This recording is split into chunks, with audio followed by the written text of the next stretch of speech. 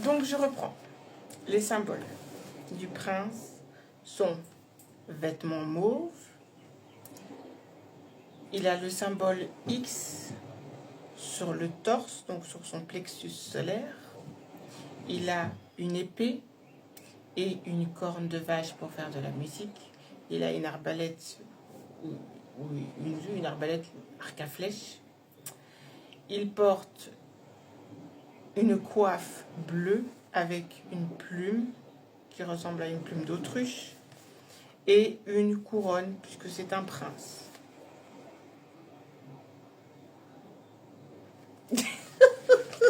Putain, c'est une dinguerie, je vais caler dessus. Attends. Donc, par rapport à ces symboliques-là, j'ai démontré les artefacts concernant Ramessou avec sa couronne bleue. Le symbole qui est lié à l'ama, la plume, c'est l'ama. Il est fils de sa mère, donc il est prince. Et il est potentiellement l'électron qui voyage. Tu comprends le lien là-bas? T'as vu? Donc c'est pas un hasard s'il tombe sur cette belle petite réponse. Et donc, on reprend la lecture. J'ai parlé de cette petite subtilité. Donc, on revient. Donc, réponse avait de magnifiques cheveux longs, aussi fins que l'or que l'on aurait filé. Alors, quand elle entendait la voix de la magicienne, donc déjà là, ici, quand tu rends l'or tout fin et que tu le files, c'est que tu fais de... Comment c'est quoi le terme qu'ils ont employé? Si, j'ai calé sur ce livre-là quand il disait non, les Amérindiens ne maîtrisaient pas l'or. Ça porte un nom, hein. Quand tu fais ça, ça s'appelle de faire de... Tu fais de...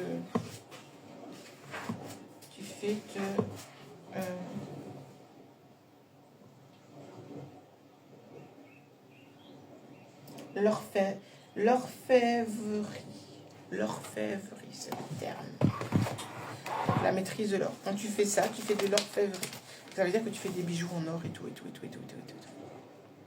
Je ne sais pas si les gens à l'époque en Occident maîtrisaient ça vraiment bien comme il faut.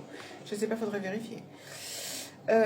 Donc, alors quand elle entendait la voix de la magicienne, elle déroulait ses tresses et les enroulait autour d'un crochet. Le crochet, en fait, c'est l'éca. Donc, c'est une princesse. Elle a l'éca et le chasse-mouche. Bon, elle n'a pas encore chassé la mouche, mais bon, soit.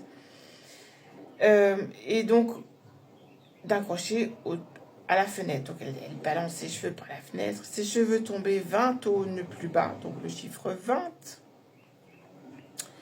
Et la magicienne s'y accrochait pour grimper jusqu'en haut. Et expliquer la symbolique de l'action.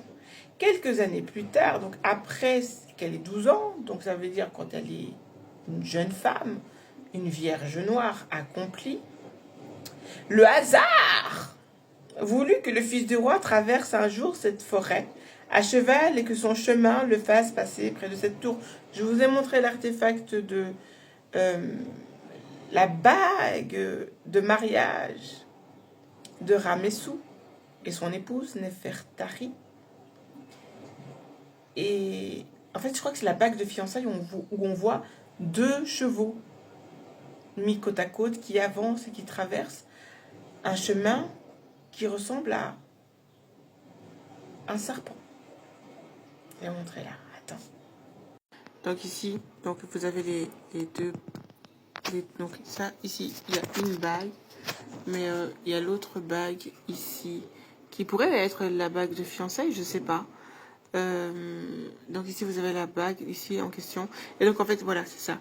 Donc vous avez des fleurs de lotus ici. Et ces fleurs de lotus, quand vous regardez, il y a le double serpent. Ça ressemble au génome mitochondrial. Génome mitochondrial. Donc le génome de Nefertari, le génome de Ramessou. Et au milieu, il y a deux. Ça, c'est un cheval et un cheval.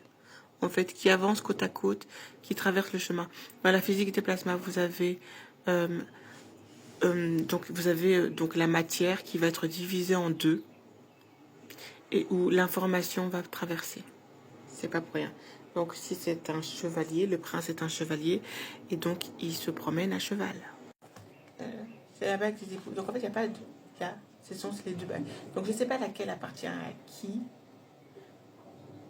Parce qu'en fait, les deux se correspondent. Il y en a une qui appartient à Ramessou et l'autre à Nefertari.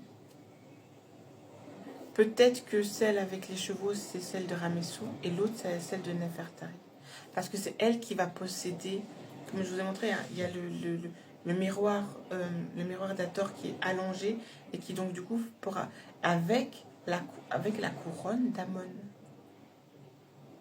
Donc en fait, celle avec les deux noms, c'est potentiellement celle de Nefertari. Parce que quand elle va avoir un enfant, avec son ovule, ce sera le nom de Ramessou qui sera dans son ovule. Et ça, c'est une variante de la couronne de Ramessou. Parce qu'en fait, le fils de Ramessou va être représenté comme Ramessou, en fait. Il y a une stèle, une fresque, je ne sais pas c'est de quel temple, ça par contre, où on voit l'intronisation du fils de Ramessou. Mais en fait, c'est Ramessou et Ramessou, ils sont identiques. Enfin non, un va être représenté comme Ramessou et l'autre va être représenté comme fils Khonsou. Maintenant, il va être... Ah, elle est où cette stèle? Donc c'est la fresque ici, je sais pas où elle se trouve. Donc c'est ici, Antiquité égyptienne, détail de relief représentant Ramsès II.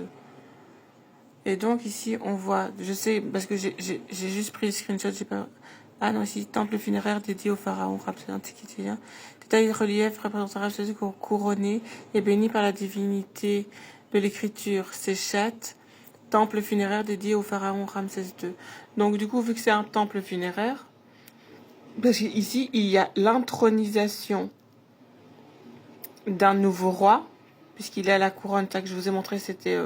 donc ici, il y a un espèce de vase qui va représenter la couronne blanche, avec le double soleil, un petit ici, bah, regardez, un petit ici et un plus grand ici soleil.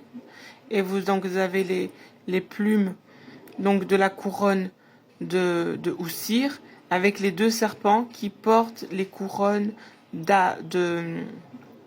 d'Amon-Ra, comme sur la bague de mariage de Nefertari.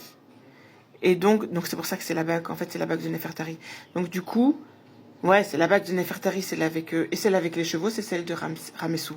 Et donc ici, donc je pense que c'est le fils de Ramessou qui est intronisé en tant que roi, parce qu'ici, logiquement, c'est un peu effacé, mais c'est la couronne bleue qui porte. Et donc il a les couronnes d'Amon ici, et ici vous avez Séchat, donc qui est la scribe du sycomore d'Hathor, donc elle est la reine messager. Et donc ici, vous avez Ramessou qui intronise son fils dans le sycomore d'Hathor à travers sa fertilité à lui. Pourquoi? Parce qu'il a la couronne rouge et blanche ici. Il est le roi. Et donc, cette couronne-là, lui, le petit, là, il l'obtient grâce à sa mère. Et donc, c'est bien la preuve que ça représente le cycle menstruel de la femme.